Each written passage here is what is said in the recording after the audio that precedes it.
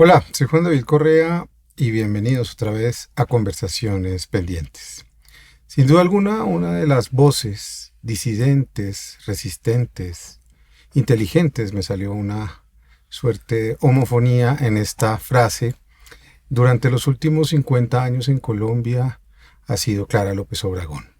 Liberal en sus principios, militante del MRL, estudió en Estados Unidos, hizo su vida política primero junto al presidente López Miquelsen y después empezó a transitar hacia la izquierda. Fue candidata a la alcaldía de Bogotá en 1988 por la Unión Patriótica, que en ese momento estaba siendo asesinada brutalmente en Colombia. Yo tengo el gusto de conocerla desde hace algunos años y creo que su voz, que hoy se ha lanzado a la precandidatura a la presidencia de la República, es necesaria para que todos comprendamos que aún en las profundas diferencias podemos tener diálogos y conversaciones, porque esa es una de las propuestas que ella está haciéndole y no ha dejado de hacerle al país desde hace muchos años. Clara, bienvenida a estas Conversaciones Pendientes. Juan David, muchísimas gracias por esta invitación. Qué bueno volver a conversar sobre todos estos temas que tanto nos han dividido a los colombianos, pero también unido a quienes pensamos el país todos los días.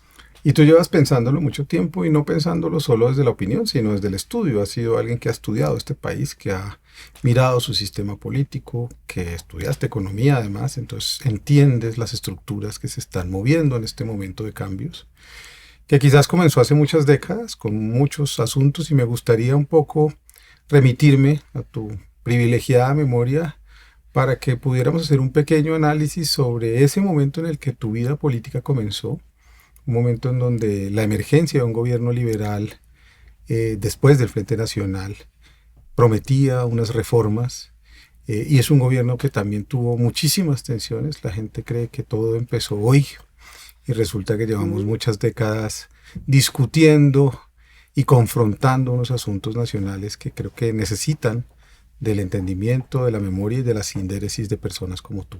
¿Cómo fue ese momento cuando tú llegaste al gobierno, López, y cómo era ese momento socialmente en Colombia? ¿Cuáles eran las estructuras de poder que no se pudieron mover tanto en ese momento? Bueno, era el Frente Nacional. Este era el último gobierno del Frente Nacional. Se decía el gobierno puente porque se podía elegir libremente el presidente, pero la paridad continuaba en los ministerios, en los congresos, en la administración pública, en la justicia. ¿Y qué era la paridad? Que la mitad de los cargos los ocupaban liberales y la otra mitad conservadores, y se tenía que pertenecer a esos partidos para acceder a la función pública. Era una etapa de, llamémosla, si se puede llamar, democracia controlada o unipartidismo camuflado. Y la verdad es que el doctor López había irrumpido en la vida política en contra de ese proyecto, de ese proceso, con el movimiento revolucionario liberal, en que cuestionaba y adversaba esa repartija de poder que en últimas generó en Colombia una exclusión muy grande de opciones distintas y al mismo tiempo retrasó el desarrollo político del país. Pero yo me recuerdo mucho el cierre de la campaña en Honda. Honda era la casa de los ancestros. Padre, ¿no? Y en Honda estábamos todos en esa plaza entusiastas. Eso, cuando entró López, todo el mundo batía los pañuelos blancos y había ese sol brillante del final de la tarde que hacía que todo como que vibrara más.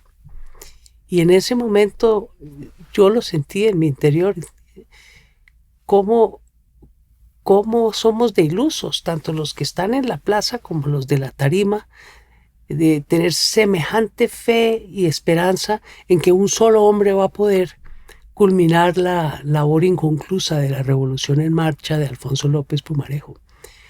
Y uno como que presentía lo que se venía, y el gobierno empezó con mucho ímpetu.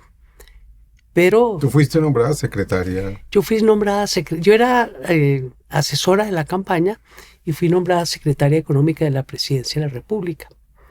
Y a mí me tocaba en la campaña y también en la presidencia, yo preparaba mis memorandos informativos, estadísticos, con impresiones de los temas y demás.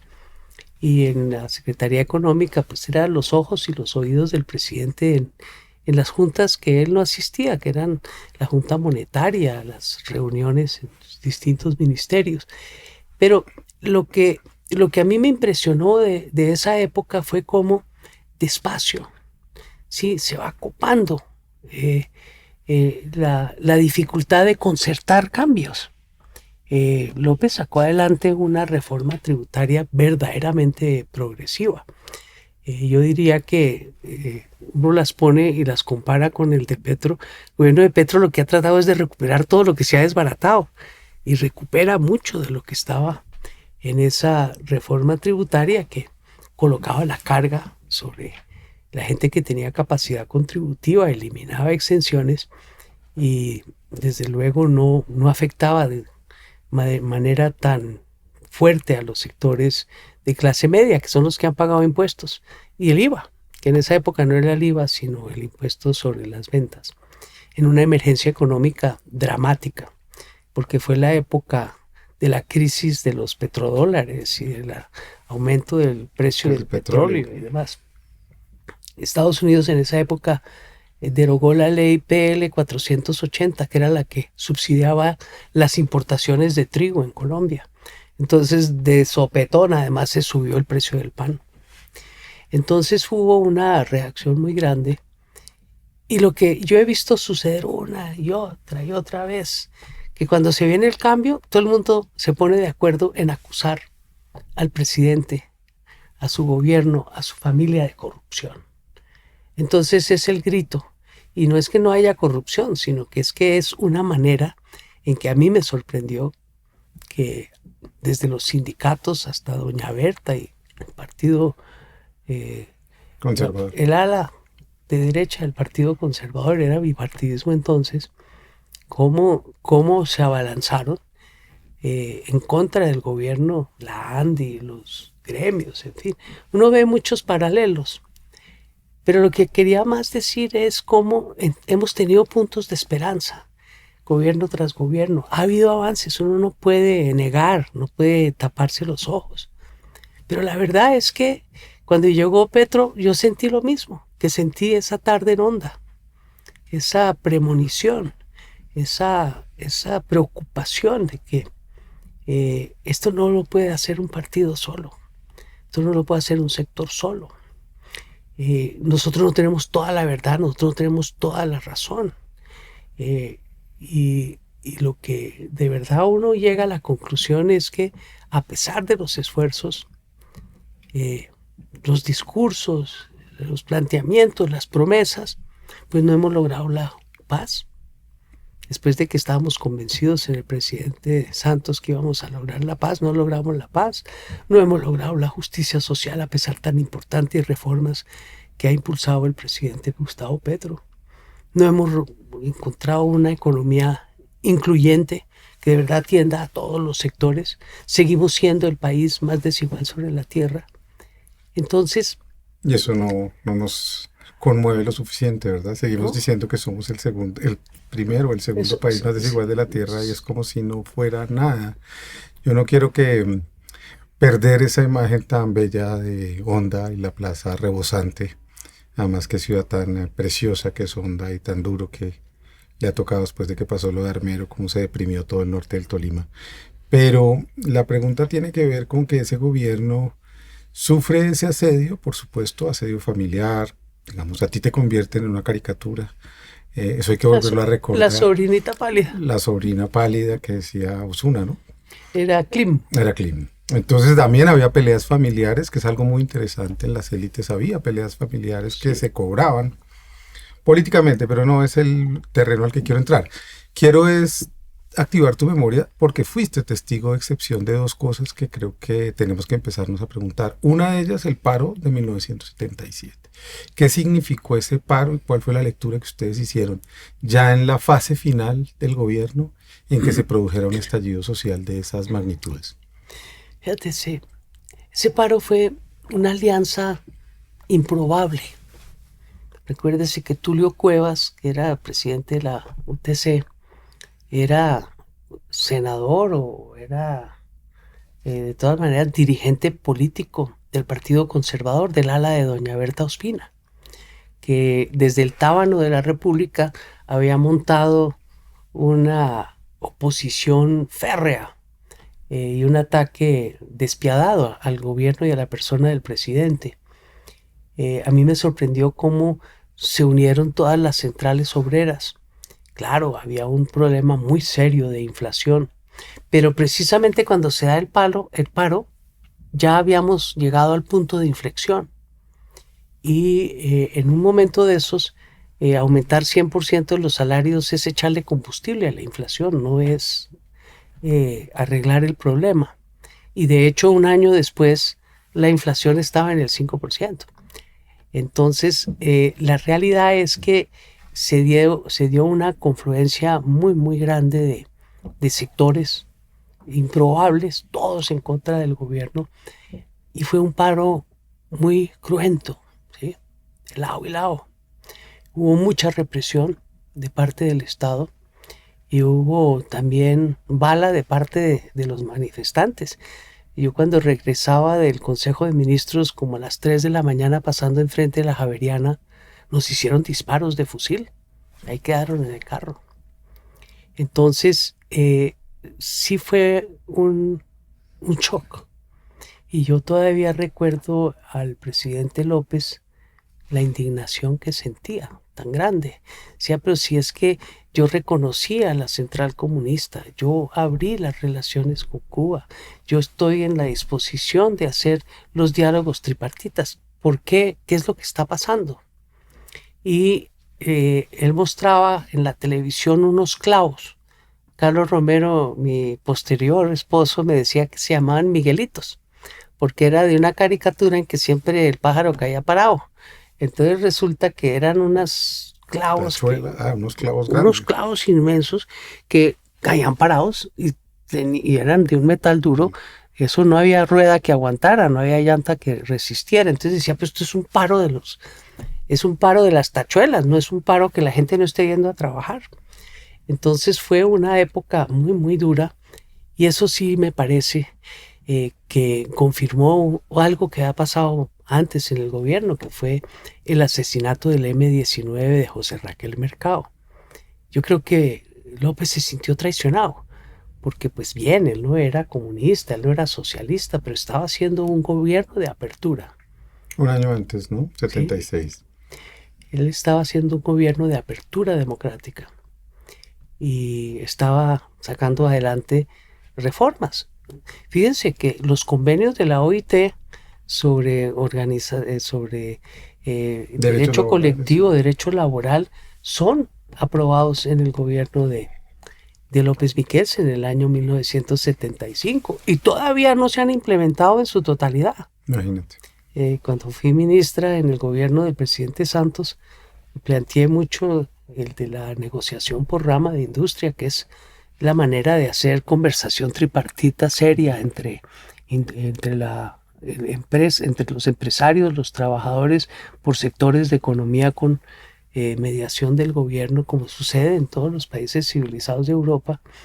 Pero eso aquí se considera algo totalmente extraordinario y extraño para nuestra sociedad.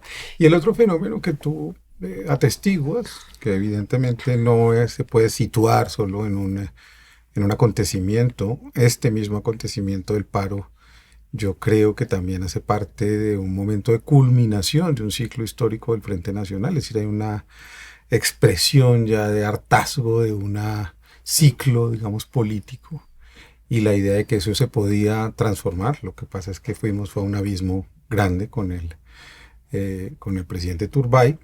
Pero más allá de la casuística política, la pregunta tiene que ver con la emergencia brutal y profunda y la influencia de algo que creo que tenemos que empezar a decir hoy, como lo han dicho muchos de ustedes, pero tenemos que normalizar esa expresión, y es la narcotización o la forma en que el narcotráfico entra en nuestra cultura para no irse hasta el día de hoy. No solo como economía, sino como mentalidad. Algo empieza a transformarse en el país en ese momento. El gobierno mismo es contestado con la ventanilla, con miles de asuntos que empiezan a rondar nuestra vida social, pública, educativa, cultural, por supuesto económica. ¿Qué es lo que ustedes empiezan a ver en ese momento desde el gobierno con la emergencia del narcotráfico, que se va a volver pues ya al final de la década y la siguiente plausible y tremendo? Bueno, en esa época me recuerdo que vino Dan Rather, el que hacía el programa de 60 minutos. CBS de 60 minutos, para analizar y ver el tema, y se entrevistó con todo el mundo.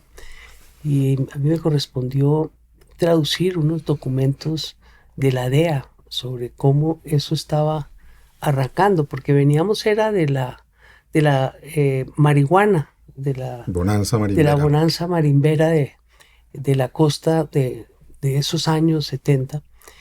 Pero empezó en esa época el tema del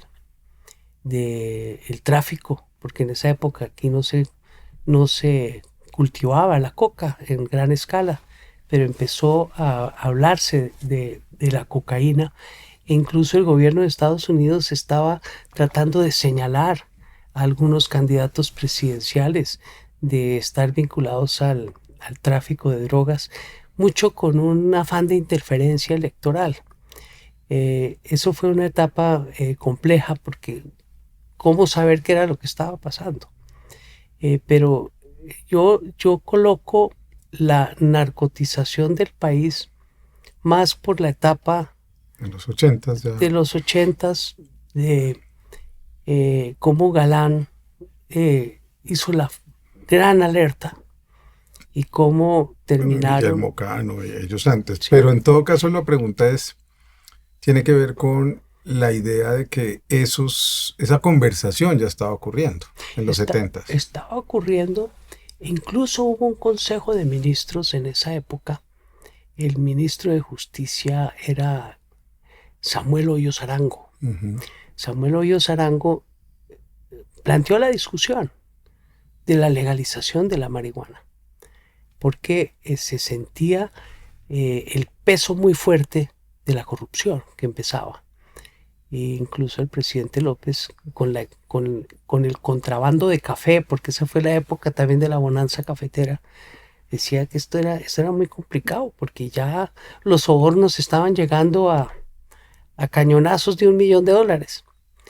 Entonces no quería meter al ejército en la lucha contra las drogas ilícitas, que era la presión de Estados Unidos, por miedo a que se fuera a corromper la fuerza pública, que institucionalmente juega un papel tan importante en el país. Eso es función de policía, eso es como el contrabando de café, aquí hay que meterle duro en ese lado. Y se habló de la legalización como una cosa mitológica, eso no tenía posibilidades, pero es que en esa época iniciativas como la del ministro de Justicia Arango Hoyos habrían cambiado la perspectiva sobre la lucha contra las drogas, que eso no era solo a bala. Yo iba en mi anterior respuesta hacia el concepto de cómo parte de toda esa economía ilegal de las distintas drogas que se generó en Colombia tenía que ver con el vacío en que quedó el agro después de la Constitución del 91, que paradójicamente era un Estado social de derecho, pero en el gobierno del presidente César Gaviria se retiró el Estado del campo. Sí, la Caja Agraria la volvieron un banco con mentalidad privada. Privatizaron todo. Sí, cerraron el IDEMA, que era el que compraba las cosechas. Caminos vecinales también lo eliminaron, entonces se quedaron sin la base para la red terciaria del país. El Instituto Nacional de Salud, que tenía un ejército de promotoras de salud que iban por todos los campos haciendo atención primaria en lo básico y llevando los químicos para los acueductos rurales. Todo eso se desmanteló de la noche a la mañana sin nada de reemplazarlo. Quisieron que el mercado se encargara de la distribución de los esenciales del campo, pero es que en el campo no había mercado y retiraron el Estado. Entonces a mí no me sorprende, mirando ahora en retrospectiva, que hayan surgido los dos fenómenos. Por un lado el fortalecimiento de la guerrilla, por otro lado el narcotráfico, y que desde luego era una relación simbiótica que se alimentaban mutuamente, porque nunca antes un ejército insurgente había tenido acceso a recursos como los que se presentaron, cobrando el impuesto por cada kilo de pasta que saliera, cada tonelada o cada libra de como dice hoy marihuana. Karina en una entrevista en la mañana, la Elda se llama ella, excomandante de parte de las FARC, decía en un momento Iván Ríos en el 2003, dice, ya no hay ninguna alternativa, o sea, ya hay que sembrar porque es la única manera que tenemos de financiarnos. Entonces ya somos esto y hay que empezar a sembrar y a controlar cultivos. Y eso va a originar, pues obviamente, una brutalización del conflicto como la que vamos a ver en el gobierno de Uribe. Pero yendo como un poco, tratando de encontrar ciertas formas de coherencia en tu vida, al salir de ese gobierno y al terminar ese gobierno, ¿cuándo es que tú empiezas a decir, a mí el proyecto liberal tampoco me alcanza? Digamos, yo tengo que ir hacia un pensamiento económico estructurado mucho más socialista, socialdemócrata, izquierda. ¿Qué es lo que lees que no va a alcanzar solamente con el liberalismo? ¿Qué es lo que te hace empezar a transitar hacia la izquierda? Pues yo en esa época hice campaña en el año 78, saliendo del gobierno del doctor López. Me fui a acompañar a Alfonso Palacio Rudas, que encabezó una lista liberal para el Consejo de Bogotá. Y entonces nos tocó una campaña muy dura. Recuérdese el asesinato de Gloria Lara. Entonces fue en ese contexto en que llegamos. Yo no estaba de candidata, pero llega el doctor Palacio Rudas al Consejo de Bogotá y se genera una discusión distinta. En la época de los derechos humanos, yo fui cofundadora con el doctor Vázquez Carrizosa y muchos compañeros de izquierda de la Unión Patriótica del Comité Permanente por la Defensa de los Derechos Humanos. Era la época del Estatuto de Seguridad.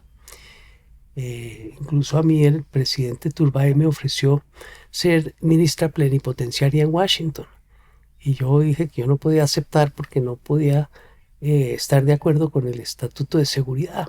Entonces, la primera parte era más el tema de los derechos humanos, que a mí me confrontó muchísimo, porque pues uno cree que vive en un mundo civilizado y de pronto se aparecieron las caballerizas, de pronto se apareció este mundo salvaje del terrorismo de izquierda, con el grupo que asesinó al ministro del Interior del presidente López con la excusa del paro del 77, en fin.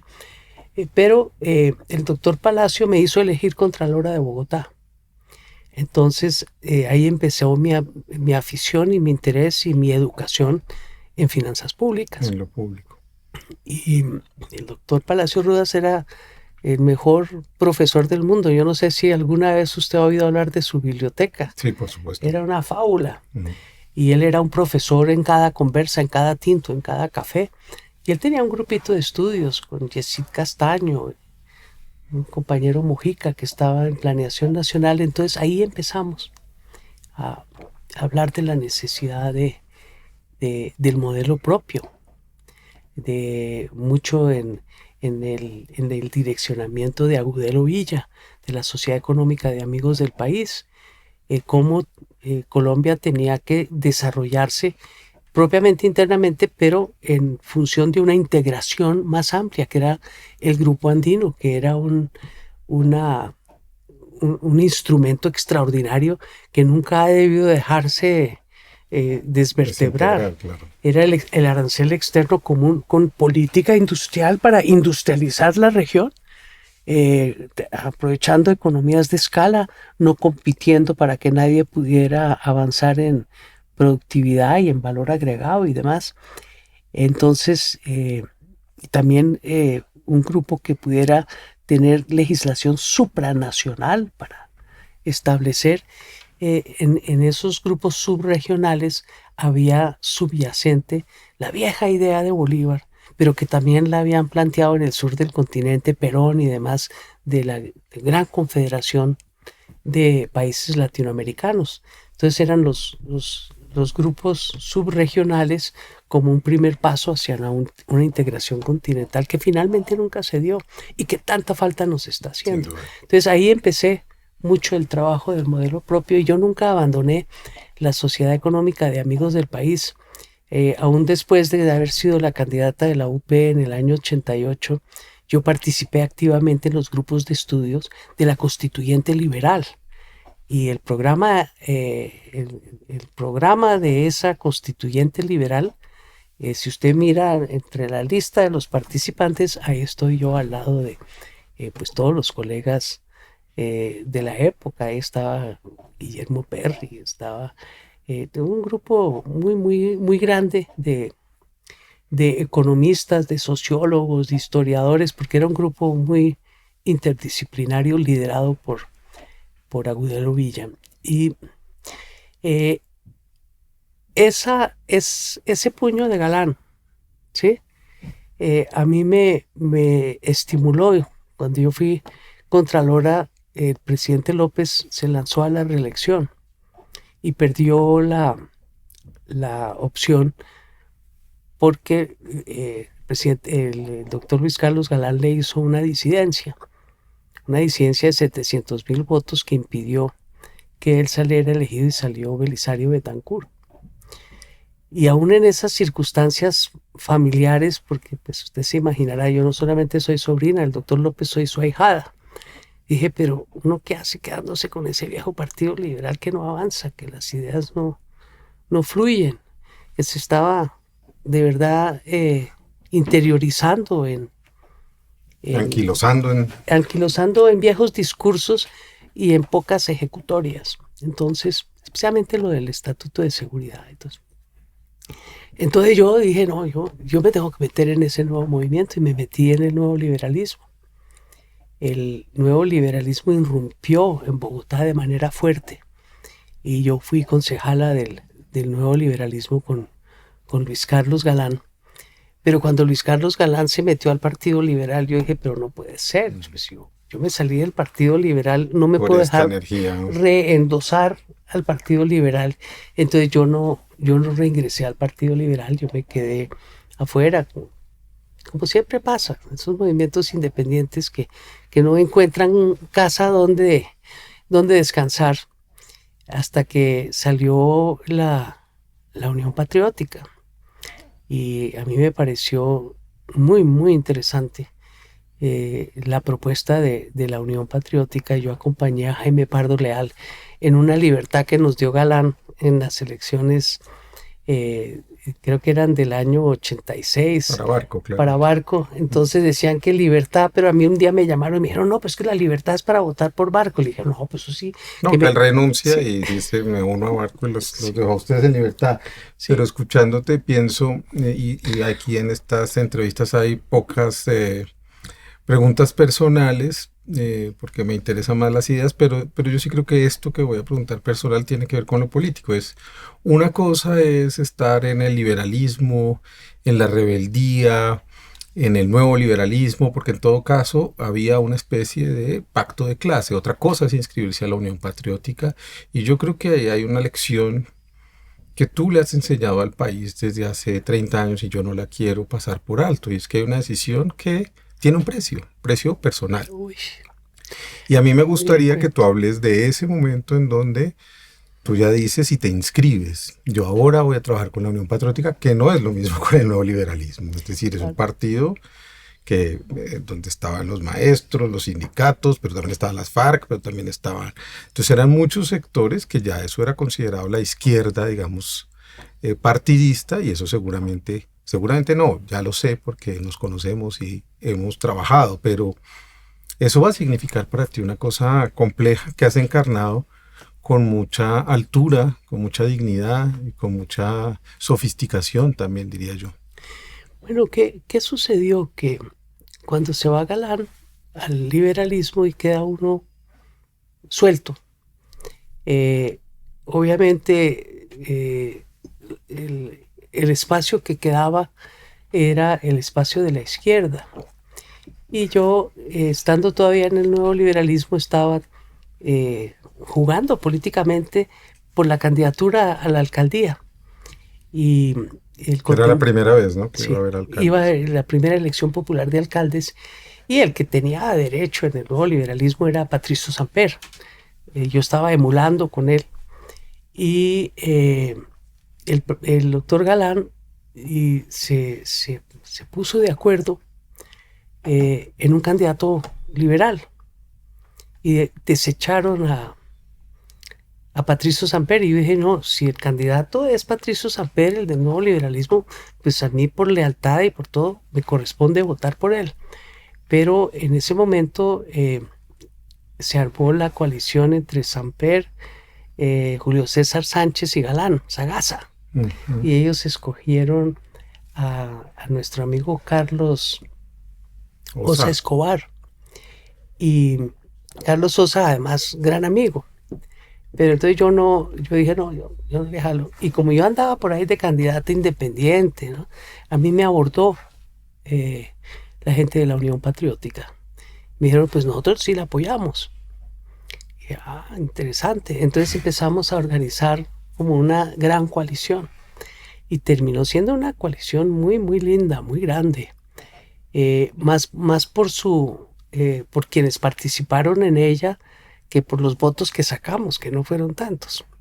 Pero quiero decirle que mi candidatura la inscribieron el maestro Gerardo Molina, por Firmes, Vieira por el Partido Comunista, Regueros Peralta por otro movimiento que existía independiente socialista. Mis amigos, que ya nos llamábamos, era Nuevo Liberalismo Independiente. Y fue una cosa muy, muy linda, pero años después, leyendo las memorias de Carlos Castaño, vi que nos consideraban el ala civil de la coordinadora guerrillera Simón Bolívar. Claro. Porque decían que el Frente Popular era del EPL, decían que a luchar era del ELN, decían que la UP era de las FARC, que el grupo de Firmes era del M19, en fin, era una invención también, como suele suceder en nuestro país, adjudicarles los perjuicios, y eso en lo que desembocó fue en una guerra sucia tremenda que acabó con la Unión Patriótica. A nosotros nos tocó vivir el centro de esa guerra sucia, que yo cada vez que salía de la casa no sabía si iba a volver por la noche. Una época muy, muy salvaje de nuestra historia política. Y al mismo tiempo yo había unido mi vida a Carlos Romero, quien era miembro del Partido Comunista. Comité, pues no solo del partido, sino del Comité Ejecutivo Nacional. Era un dirigente. Muy importante, muy, muy reconocido. Samario, ¿no? Samario. Pero eso no cayó muy bien en mi casa. Samario comunista. Y pobre. Y pobre. Se imaginará eso cómo funcionaba en mi casa muy poco. Lo que usted dice, los sacrificios personales. Fue muy doloroso porque eso es como el lento retiro de las aguas. La gente lo va a uno volteándole la espalda. A mí me invitaban, pero sin mi marido. Y yo, pues, yo, donde no puedo ir con mi marido, no voy. Entonces me tocó una etapa larga de... yo pertenezco a una tribu. Mi familia es todo para mí. Entonces fue una época muy, muy solitaria, porque estaba lo familiar y estaba lo político. Pero ese desierto me fortaleció de una manera impresionante, porque yo no soy una persona que se agarra mi tabla de salvación no es ni el extremismo político ni las ideologías. Lo que hice fue profundizarme y prepararme mejor. Me volví abogada. Hice mis estudios superiores, aprovechando que nos tocó salir de Colombia por problemas de seguridad.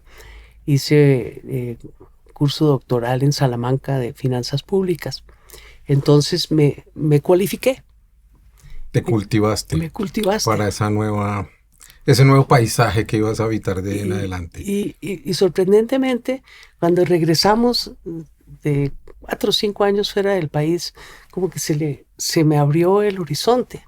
Me presenté a la Auditoría General de la República. Yo tenía mucha experiencia ya en control fiscal, había sido la Contralora de Bogotá, había estudiado todos estos temas de finanzas y me presenté y el consejo, a la Corte Suprema de Justicia al cargo de auditor general, y eso sí fue como por entre un tubo. Me ternaron y me eligió el Consejo de Estado, y eso fue una gran experiencia de regreso a la visión de qué estaba pasando en Colombia, porque la auditoría pues tenía que auditar la Contraloría General y todas las Contralorías del país, y nos inventamos unas auditorías especiales sobre temas emblemáticos. Uno de ellos, el de los plaguicidas. Ya estábamos muy con el tema ambiental, y claro, pues imagínense con lo que estaba pasando con el rocío de los cultivos con el glifosato y los venenos, pero no era el único veneno, había otros. Entonces, como generar conciencia en el país que el Estado tiene que abordarse eso, y que las contralorías también tienen obligación, o si no, que son las cuentas ambientales que tiene que auditar la Contraloría General de la República. Tiene que saber qué es lo que estamos haciendo con nuestro principal recurso, que son los recursos naturales, y cómo los estamos malgastando o destruyendo. Entonces fue muy aleccionadora esa auditoría, y descubrí lo duro que es tratar de ordenar el país. Y yo le pedí al señor Contralor de la época que me mandara en archivo plano la contratación estatal para poder hacer un mapa de riesgos, para hacer el control de la calidad del control fiscal que ejercería la Contraloría. ¿Y usted cree que fue posible? No, por supuesto que no. No ha llegado todavía. Todavía no se la puede. Razón a algún lugar que tenía que llegar. No, ni siquiera en el Consejo de Estado. La paradoja es que en ese florecimiento asistes a un momento que ya nombraste, y que yo creo que eso lo has estudiado y bien, porque además te tocó ir a Venezuela, y en Venezuela lo miraste con cuidado durante los años de exilio. Y es el tema del neoliberalismo. Es la paradoja, la gran paradoja de Colombia. Se alcanza una constitución, se alcanza una ampliación de la democracia, en todo caso, en el papel. Se alcanzan derechos que parecían irrealizables, porque estábamos hablando de una constitución del 86 hipercatólica, confesional, cerrada, conservadora. Pero al mismo tiempo empieza a ocurrir eso otro que acabas de señalar, y es cómo el Estado se empieza a desmantelar, y Colombia elige esa ruta hasta hace 2 años y medio, 3 años que llega, 3 años y pico que llega este gobierno, y ustedes muy lúcidamente empiezan a escribir sobre eso. Lo que pasa es que los invisibilizan, porque su discurso contra el TLC fue en una revuelta, en una manifestación. Todo lo que se decía aquí se remitió a centros académicos, ONGs. Eso no era un debate público, era un debate iniciado, sí, pero no público en todo caso. Y muy álgido. Entonces me gustaría que hables de ese momento, porque ese momento sí que creo que está conectado con la propuesta que tú estás haciendo ya sobre el país. Fíjate, eso empezó en la Facultad de Derecho de la Universidad de los Andes. Yo era profesora de principios de economía, estaba de decano Eduardo Sarmiento, y llegó una carta de Rudy Holmes, encabezada por Rudy Holmes y una cantidad de economistas, nuestra tecnocracia nacional, diciendo que en esa universidad no se estaba enseñando economía como correspondía. Y lo que pasaba es que allá se enseñaba, en todas partes, pues las distintas escuelas. Economía política. Economía política, obvio que la neoclásica, esa está en todos los textos, pero también teníamos la teoría estructuralista de Prebisch y demás. Entonces eso de verdad generó un shock en la universidad. Terminó retirándose Eduardo Sarmiento y desmantelaron al profesorado. Yo en ese momento salí de la Facultad de Economía y me pasé a la de Derecho. de principios de economía pasé a dictar la cátedra de Hacienda Pública. Y en esa cátedra de Hacienda Pública fue muy, muy, muy interesante porque el diálogo con la Facultad de Economía era teórico. Sí, no, y casi que inexistente. Pero un buen día me mandaron una tesis de grado de econometría que quería demostrar que las constituciones largas empobrecían a los países y que las constituciones cortas los enriquecían. Era una tergiversación de la econometría, pero tergiversación que hizo estragos en la economía durante varios años. Correlaciones de esa naturaleza sin hacer los verdaderos cálculos de causalidad y efecto, que son los que se tienen que hacer con unas fórmulas matemáticas que a veces tampoco dan los resultados. Entonces yo dije, pero es que tú puedes hacer lo mismo. Usted puede decir, los países que juegan rugby son los países ricos y los que juegan fútbol son los países pobres. ¿Sí? Esas correlaciones de verdad no funcionan. Entonces ahí fue donde uno cayó en cuenta que de verdad el neoliberalismo ya no era solamente una teoría económica, sino algo mucho más amplio. Un proyecto cultural de país. Cultural, una ideología. Una ideología. No una teoría. Entonces, eso de verdad signó a Colombia porque renunciamos al modelo propio de desarrollo de toda esa cátedra de Agudelo Villa y de la Sociedad Económica de Amigos del País, que le había dado buenas tasas de crecimiento a Colombia y a Sudamérica. Y la privatización y toda la desregulación o regulación en función de la privatización. López siempre planteaba, López Michelsen, decía que todas las fortunas en Colombia se habían hecho a la sombra de algún privilegio del Estado. Ya con el neoliberalismo las fortunas se hicieron fue a la sombra de una privatización o una desregulación, entre comillas, del Estado. Entonces, lo que nos ha sucedido todo se convirtió en rentas públicas y todo el mundo quiso aprovechar esas rentas.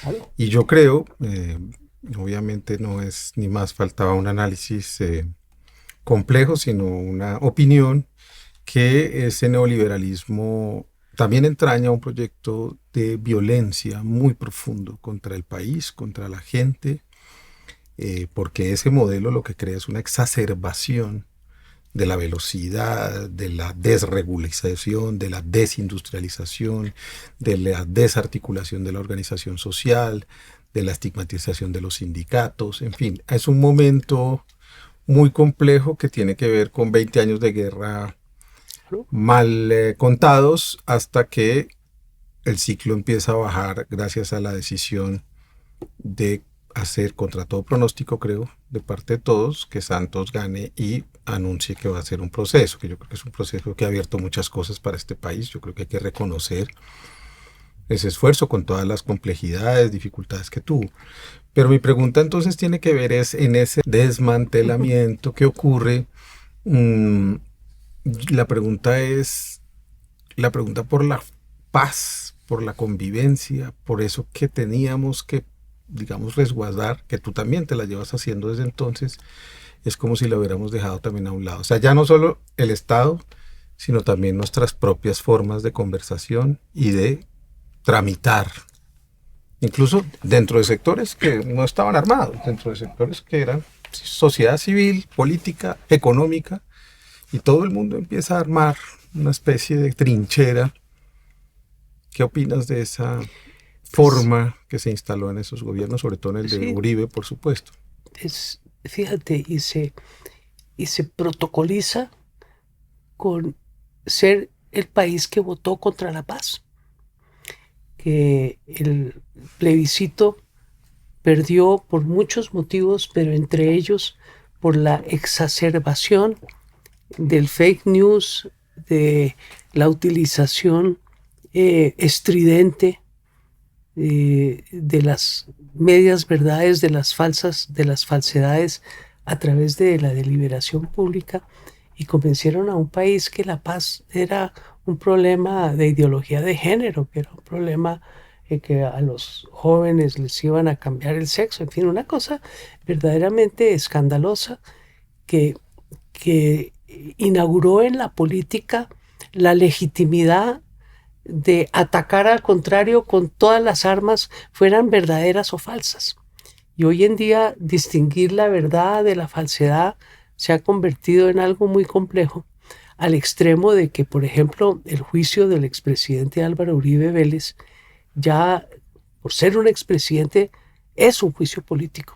Y al ser un juicio político ya no se trata de hacer justicia, se trata de que cada cual interpreta el resultado según su parcialidad política. Entonces corremos el riesgo de que aquí las cosas se hagan no en función del país o de la constitución o de la institucionalidad o del progreso, sino poner los partidos por encima de los problemas y las soluciones nacionales. Entonces aquí la única salida que yo veo es la necesaria recomposición. Aquí hay que acabar la guerra política contra el expresidente Álvaro Uribe y la guerra política contra el presidente Petro. No sé si ellos se puedan poner de acuerdo, sería extraordinario, pero si no se ponen de acuerdo tenemos que seguir adelante, tenemos que superar eso. Y yo he planteado en este proceso, pues a lo largo de mi vida, lo quiero hacer en esta etapa, es buscar cómo vamos a juntar a los desavenidos, cómo vamos a civilizar el diálogo entre contrarios, cómo aceptamos que ningún partido, ninguna persona, ninguna secta, nadie tiene la verdad revelada. Todo el mundo tiene una parte de razón y tenemos que tejer unos mínimos comunes denominadores de país que todos podamos sacar adelante independientemente de quién gane las elecciones. Entonces yo creo que aquí tenemos que hacer una gran pedagogía de volver a reconstruir, aunque David Bushnell dice que somos una nación a pesar de nosotros mismos, pues tenemos que ver cómo desenredamos esa madeja, cómo empezamos a conversar y a respetarnos mutuamente. A Bushnell habría que decirle que casi el mundo es una nación a pesar de sí misma. No es solo el sur global el que sufre de eso, sino miremos hoy un genocidio. Mira lo que se está está pasando. cometiendo en nombre ¿Sí? de una nación. Yo quería preguntarte por esa profundización de tu idea, porque claro, en esto estamos de acuerdo muchos, pero una vez decimos esto, que creo que es potente y es fuerte, la pregunta que sigue en cualquier medio que quiere soluciones al uso es, bueno, ¿y eso cómo se hace? Es decir, en un país que ya no depende su economía ilegal de sí misma, de unos capos, esto es una cosa transnacional. Colombia se convirtió en un territorio de la criminalidad internacional muy compleja, en un país que no quiere cambiar su mentalidad sobre el extractivismo en muchos lugares, es decir, en un país que a veces no acepta ni la evidencia que se le presenta en cifras y entonces las cifras las tiene que deconstruir para demostrar que a pesar de que se están entregando tierras o que bajó el desempleo o que creció la economía o que el dólar se mantiene estable, a pesar de toda esa evidencia científica, digamos. Y entonces empiezan a mirar, es que el cuadro empieza en 12 y el cubo está mal hecho y este señor está mintiendo y mire lo que falló. Y entonces la gente empieza a entrar en un territorio de la ignorancia absoluta. Así es. ¿Qué podemos hacer para hacer esa pedagogía sobre los asuntos fundamentales y estructurales que hacen parte de nuestra historia y de nuestro futuro, de la economía, de la paz, de la política, de la cultura? Yo insisto en que la cultura tiene que tener un lugar muy importante en un proceso de largo aliento de cambio, no por las personas, sino que tenemos que cambiar culturalmente. Claro. Y tenemos que modernizar nuestro pensamiento. Fíjate, es un lugar común, pero para pelear se necesitan dos. Entonces tenemos que cambiar todos, no solo cambiar al otro, es entender que el otro tiene parte de la razón, puede que no tenga toda la razón, pero ¿por qué no dialogamos en vez de prender la insultadera? Porque si nosotros no nos ponemos de acuerdo como colombianos para eliminar todo tipo de violencia, obviamente la física, uno no puede tolerar estos asesinatos, el de Miguel Uribe, el de nuestros policías allá en Antioquia, a mí me dolió muchísimo pensar que sí, en la política antinarcóticos llega con un dron, una guerrilla tecnológica y acaba con la vida de 13 jóvenes. Es una sinrazón en la que estamos. Y lo que tenemos que entender es que si nosotros no nos ponemos de acuerdo en eliminar la violencia de arriba hacia abajo y de abajo hacia arriba, no vamos a poder avanzar. ¿Y cómo hace uno eso? Mire, empiece por la violencia simbólica. ¿Cómo así que en el Senado de la República no hemos podido convocar una comisión accidental que propusimos Paloma Valencia y yo para que nos sentáramos delegados de todos los partidos a ver cómo íbamos a cuidar la palabra, cómo nos íbamos a respetar en los debates internos del Senado, pero también en las redes, en las declaraciones públicas? Tenemos que hacer un trabajo entre todos y eso empieza con el buen ejemplo, porque uno no le puede exigir al contrario lo que uno mismo no practica. Y ojalá uno de verdad fuera impoluto en eso. Yo trato de hacerlo, porque uno tiene que tratar de escuchar al otro. Y claro que hay demasiados improperios y la gente se deja provocar, pero tenemos que eliminar esa violencia simbólica. Tenemos que eliminar esa violencia estructural. ¿Cómo va a haber seguridad solamente con fuerza pública? Al ejército no lo pueden dejar solo tampoco, ¿sí? Tiene que ir acompañado de todo el resto del Estado, tiene que ir con los maestros de la educación, tiene que ir con los ingenieros, tiene que ir con el personal de la salud, tiene que haber una, por decirlo, ocupación democrática del territorio, con respeto a las comunidades, con respeto a sus querencias, a sus vocaciones. No le puedes imponer. No, es que aquí hay oro, entonces vamos a sacar el oro, aquí hay coltán, vamos a sacar el coltán.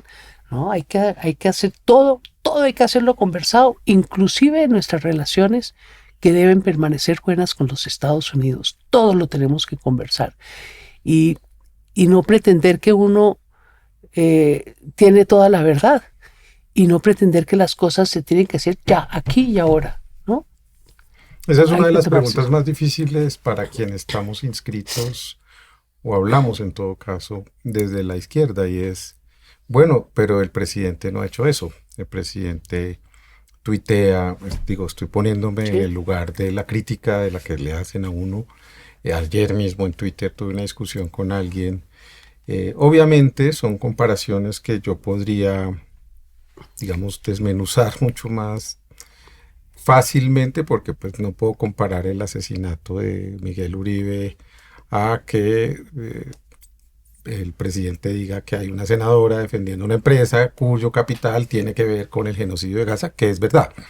Es decir, los capitales de las financieras colombianas están en bancos y en empresas que hoy apoyan, no, tienen empresas que fabrican drones con los cuales se bombardea Gaza. Eso no podemos seguirlo escondiendo. Digamos, el mundo corporativo tiene esas relaciones y no nos podemos.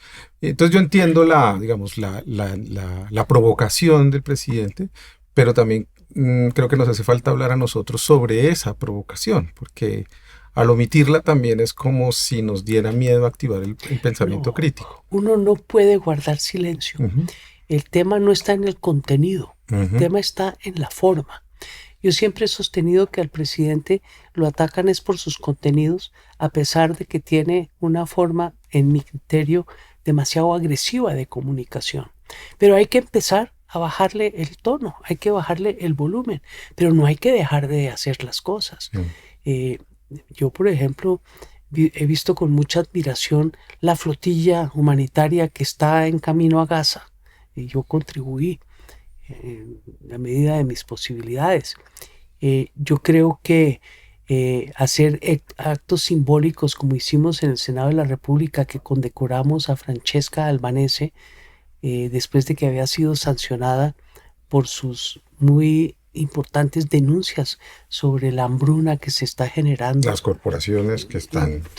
Y la propuesta y lo que ha hecho el presidente Petro con el presidente de Sudáfrica y de Malasia de generar el grupo de La Haya para concientizar al mundo no con declaraciones, sino con hechos concretos de no exportar el carbón.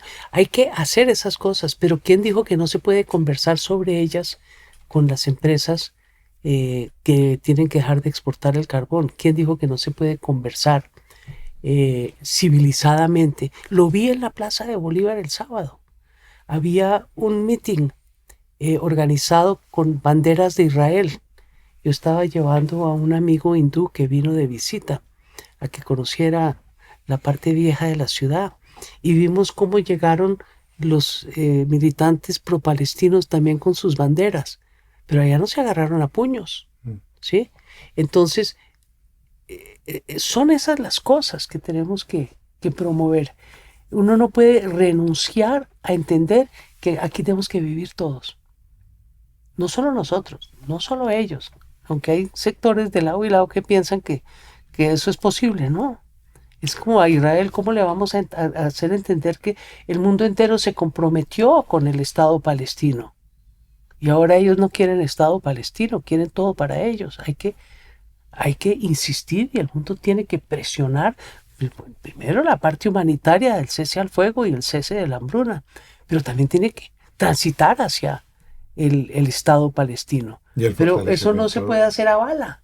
Se puede impedir a bala, como está pasando, pero no se puede hacer a bala, tiene que ser conversado. Yo creo que hace rato estamos todos como aburridos de hablar, como que eso se demora mucho. No, yo creo pero no es cierto. La política de pactos, que era la política que hacíamos en la alcaldía. ¿Hay un lío? Vayan los gestores de convivencia, sienten a todas las partes. Teníamos metodología, organización, sí se demoraba más, pero la solución era más duradera. La última pregunta es, hace unas buenas décadas, como comenzamos esta conversación, estuviste sentada en el corazón del poder económico desde el poder, hablando con el poder económico, con los empresarios. Tu familia, tus abuelos han sido empresarios en Colombia. El empresariado colombiano está preparado para escuchar, para sentarse a conversar, a entender que no se trata de quitarles nada, sino de que podamos empezar a poner un poco más los que ya tenemos, los que tenemos algún tipo de privilegio, así sea pequeño, ante el abismo social que tenemos en un país que no tiene agua, ¿no? Los municipios colombianos no tienen agua, la mayoría de ellos, potable.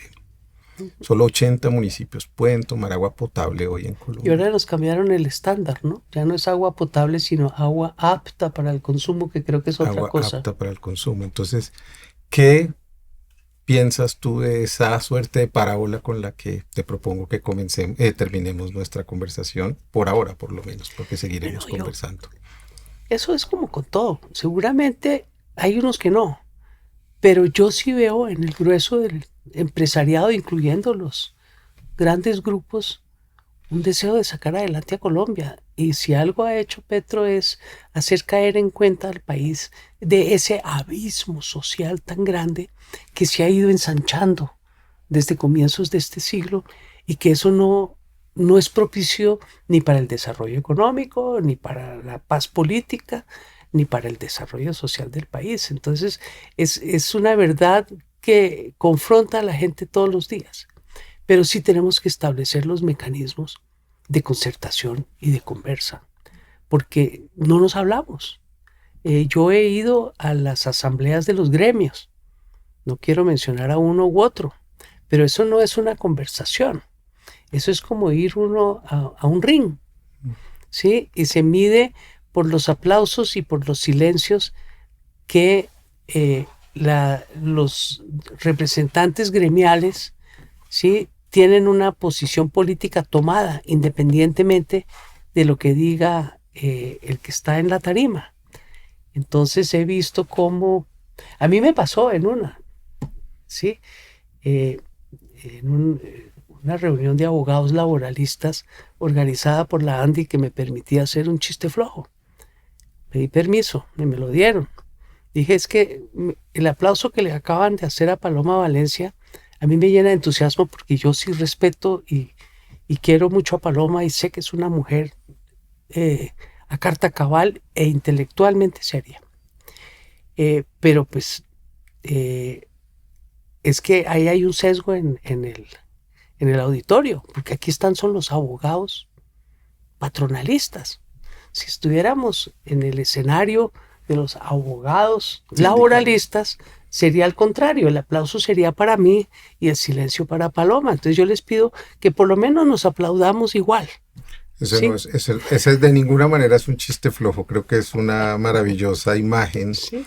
para concluir nuestra conversación, dándote las gracias, deseándote lo mejor. Ojalá puedas volver a ver la plaza de Honda llena, como la viste en tus comienzos políticos al lado del doctor López. Así que mil gracias, Clara, por esta conversación. Muchísimas gracias. Qué gusto volverte a encontrar. Bueno, y a ustedes, muchas gracias por esta conversación pendiente. Recuerden que no estamos en este espacio para tener la razón, sino para llenarnos de razones. Nos vemos en la próxima.